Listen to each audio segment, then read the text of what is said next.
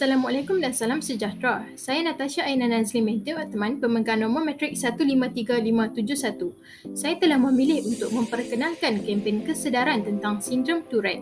Tahukah anda apa itu sindrom Tourette? Sindrom Tourette merupakan satu keadaan di mana saraf otak mengalami gangguan sehingga menyebabkan perlakuan, perbuatan dan pertuturan di luar kawalan serta berulang-ulang walaupun pelaku tidak berniat untuk berbuat demikian. Perbuatan ini dikenali sebagai tics. Apa itu tics? Tics ialah pergerakan atau pertuturan yang terjadi secara spontan, pantas, berulang kali serta di luar kawalan.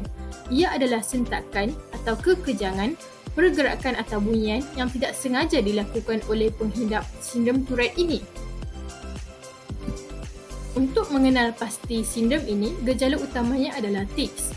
Penghidap biasanya mempunyai simptom tics mudah terlebih dahulu sebelum berubah kepada tics kompleks. Tics mudah ialah pergerakan pantas yang berulang yang hanya melibatkan beberapa kumpulan otot. Manakala tics kompleks ialah perbuatan yang melibatkan banyak pergerakan dan kumpulan otot.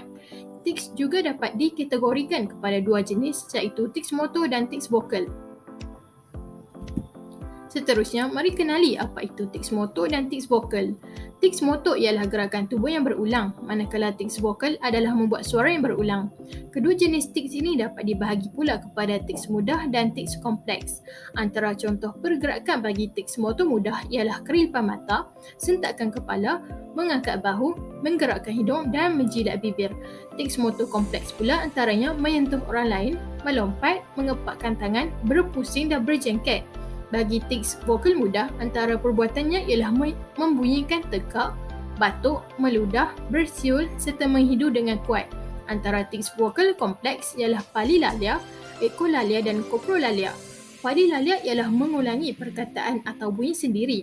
Ekolalia pula mengulangi perkataan atau bunyi orang lain, serta koprolalia ialah menyebut perkataan lucah atau perkataan yang dilarang dalam masyarakat.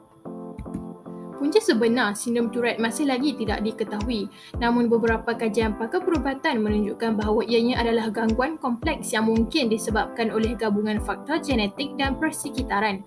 Mempunyai sejarah keluarga yang menghidap sindrom Tourette mungkin meningkatkan risiko untuk menghidap sindrom ini.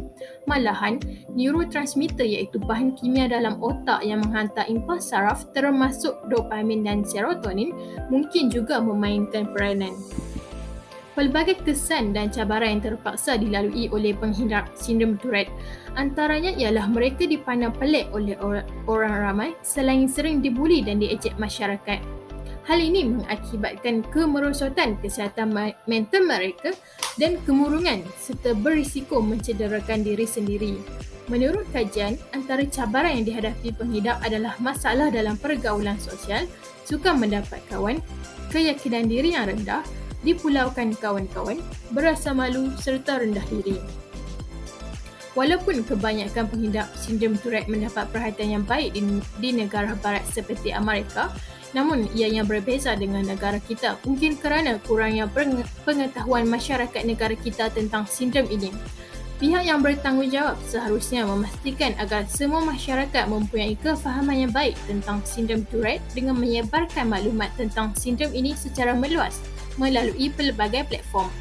Manakala, kita sebagai masyarakat perlulah positif dan prihatin terhadap penghidap sindrom ini agar mereka tidak berasa tersisih atau dipinggirkan.